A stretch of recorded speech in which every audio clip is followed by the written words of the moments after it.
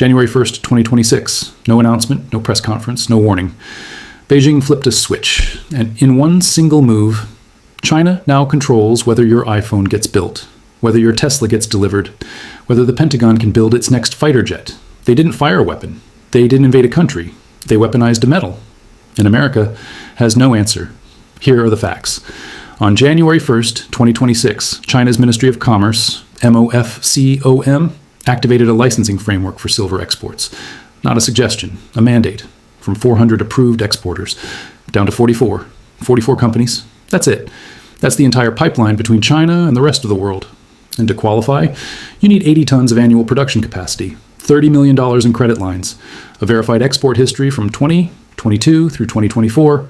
Translation: if Beijing didn't approve you, you don't export. Period. Now, here's why that matters. China doesn't just mine silver. China refines silver. 60 to 70% of all refined silver that moves through global markets passes through Chinese facilities. That is not a market share. That is a choke point. And on January 1st, Beijing locked the gate. Silver surged past $90 an ounce within 2 weeks, a new all-time high. But the price movement is the surface. The real story is underneath. Because this wasn't reactive. This was planned. The licensing framework was announced in late December 2025. The 44 approved companies were published. The requirements were posted publicly. Beijing wanted the world to see exactly what they did. This is not a commodity event. This is a sovereignty event. Let's be precise about what changed. Before January 1st, 2026, silver was traded as a commodity. Open markets, quota-based exports, hundreds of companies participating. After January 1st, silver is a strategic dual-use material. Dual use. That word matters. It means civilian and military applications simultaneously. The same category as gallium, germanium, rare earths. China's Securities Times cited an unnamed industry insider confirming the reclassification places silver's export controls on the same regulatory footing as rare earths. This is not an incremental policy adjustment. This is a fundamental redefinition of what silver is, from commodity to weapon. And the licensing framework allows for graduated escalation, reduced quotas today, conditional access tomorrow, complete prohibition, if Beijing decides the geopolitical moment demands it. The EU Chamber of Commerce in China conducted a flash survey in November 2025. A majority of respondents said they had been or expected to be affected by Chinese export controls. They knew this was coming. Most governments didn't act fast enough. Now the door is closed. December 29th, 2025. Elon Musk posts on X. This is not good. Silver is needed in many industrial processes. Simple statement. Massive implications. Because Musk doesn't comment on commodity markets casually, Tesla is one of the largest consumers of silver on the planet. Every electric vehicle contains silver, power electronics, inverters, high voltage contacts, fast charging systems, Tesla, Apple, Microsoft, Samsung. Every major tech and EV manufacturer on Earth is directly exposed to this supply chain. And here's the uncomfortable truth most analysts won't state clearly. These companies have no substitute. Silver's electrical conductivity is unmatched. No other metal performs the same function at the same efficiency in solar cells, semiconductors, and battery systems. You cannot engineer around it. You cannot 3D print it. You cannot replace it. In December 2025, analysts at Metals and Miners published a warning. They called it a collision course.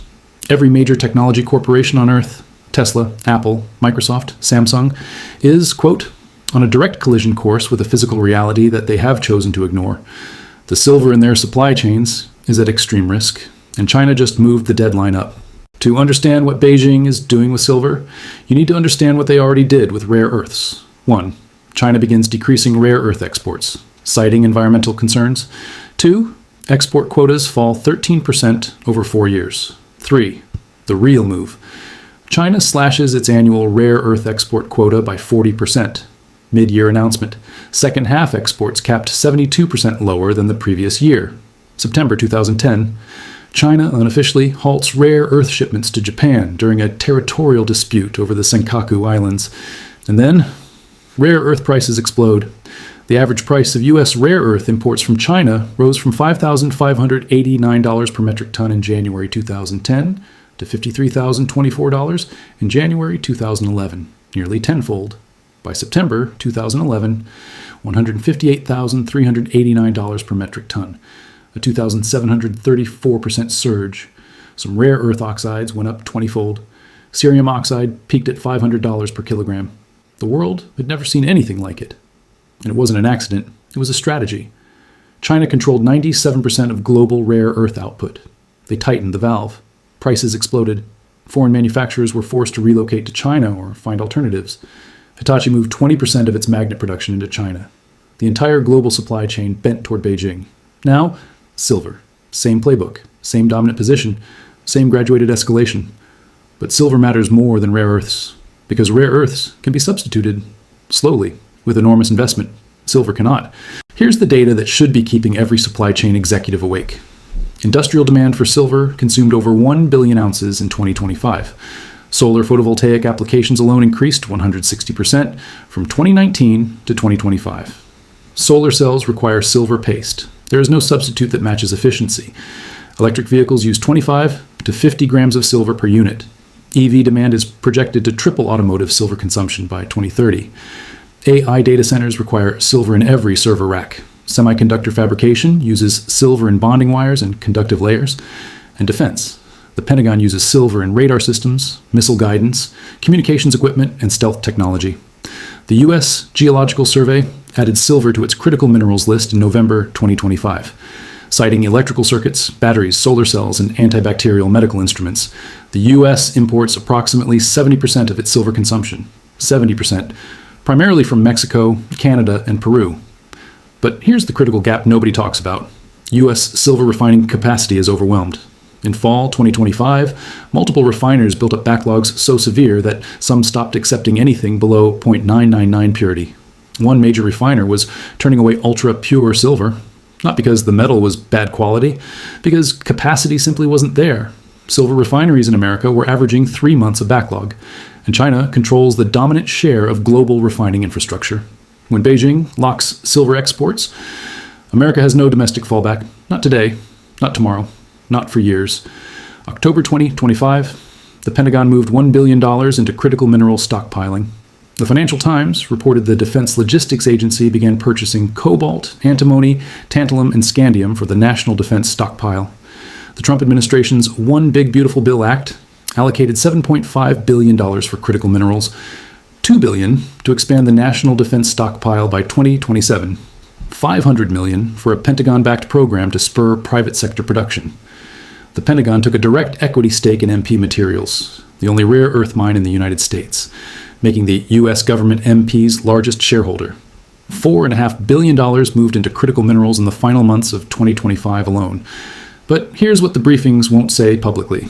The U.S. remains more than 50% import reliant for 28 of 50 minerals deemed essential to national security, and 100% reliant for 12 of them. Silver is on that list. The Department of War, as it was rebranded under the Trump administration, announced plans for a new metals refinery in Tennessee. Site preparation scheduled for 2026. Full construction in 2027. Commercial operations not expected until 2029. 3 years. China locked the gate on January 1st, 2026. America's domestic answer arrives in 2029. That is a 3-year window of strategic vulnerability, and Beijing knows exactly how long that window is. Now, the moment that connects every piece of this puzzle, the timing. January 1st, 2026. China activates silver export restrictions, reclassifies silver as a strategic dual-use material, limits exporters to 44 state-approved companies. And when did Trump's tariffs on Chinese imports reach 145%? April 2025. China retaliated in April with export restrictions on 7 categories of rare earth products, sanctions on nearly 30 American companies. By May 2025, tariffs hit 145% on Chinese goods. A truce was reached in May. Tariffs reduced to 30% for 90 days, extended in August, extended again in November through November 2026. But the rare earth and silver restrictions? Those stayed. Because here's what the trade truce didn't cover. Export controls are not tariffs, they are sovereign resource decisions. Trump can negotiate tariff rates. He cannot negotiate Beijing's decision to reclassify silver as a strategic material. That decision is domestic, unilateral, and legally irreversible under China's foreign trade law. The silver restrictions went live the same week the rare earth pause was being celebrated as a diplomatic victory, while Washington declared victory on rare earths. Beijing quietly closed the silver pipeline. This is not coincidence. This is sequencing. China didn't just restrict silver, they reclassified it during the exact window when American attention was focused on the rare earth truce. America's solar industry, EV manufacturers, AI infrastructure, and defense contractors are now hostages. And the ransom isn't money, it's leverage.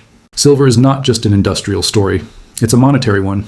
Russia's draft federal budget for 2025 through 2027 allocated approximately $535 million for precious metals acquisition.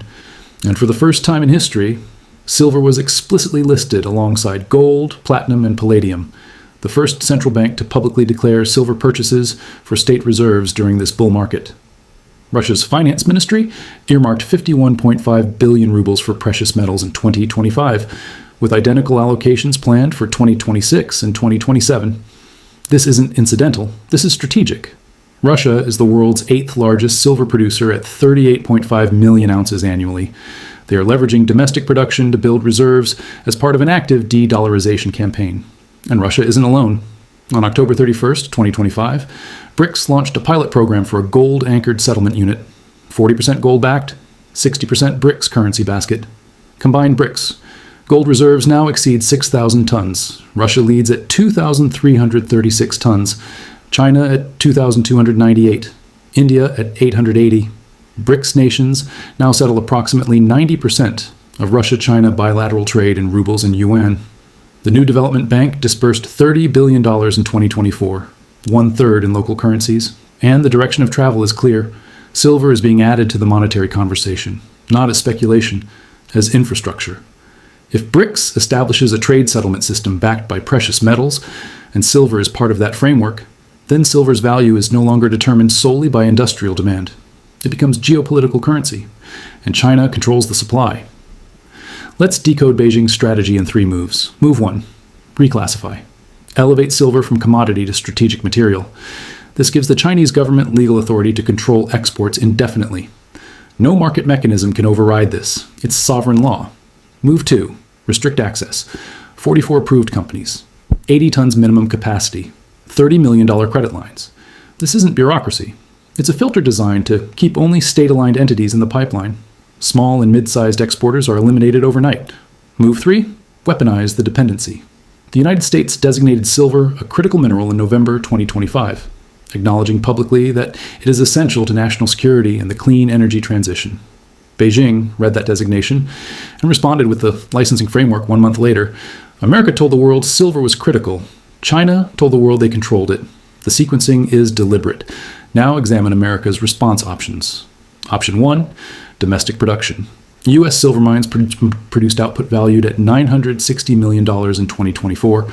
24 refiners reported commercial-grade silver output of 2,400 tons. That covers a fraction of industrial demand. Scaling takes years, permits, environmental reviews, construction timelines. Option 2, alternative suppliers. Latin America, Mexico, Peru, Argentina produce significant silver. But refining capacity in the Western Hemisphere is overwhelmed. The Tennessee refinery project won't be operational until 2029. Option 3, stockpiling. The Pentagon is buying, but the national defense stockpile was reduced by over 90% between 1990 and 2020. Rebuilding takes budget cycles, congressional approvals, years of procurement. None of these options close the gap before 2027. China knows this, the 44 approved companies know this, and the clock is already running. Here's what the data tells us. Short term, silver prices remain elevated. Physical premiums in Dubai and Shanghai widen. Western manufacturers begin scrambling for alternative sourcing. Lease rates in London stay elevated at 8 to 9%. Medium term, U.S. industries. Dependent on Chinese refined silver face sustained supply friction. Solar deployment slows in America. EV production faces input cost increases. AI data center buildouts encounter material delays. Long term, the bifurcation between paper silver and physical silver deepens. Price discovery migrates fully to Shanghai, Dubai, and Mumbai. BRICS monetary frameworks incorporate silver. The dollar's role in commodity settlement shrinks. And the rare earth lesson repeats. In 2010, prices surged 20-fold within 18 months. Silver's structural deficit is larger. Industrial demand is less substitutable, and China's position is stronger. The rare earth crisis forced the world to diversify over a decade. Silver gives the world no decade. The restrictions are already live. The deficit is already structural, and the choke point is already locked. It is now gated behind 44 approved companies in a country that has already proven, with rare earths, that it will use this power. This is not the end of the silver story. This is the beginning of a new one where the metal doesn't move unless Beijing decides it moves. And the world just learned what it means when the gatekeeper closes the gate.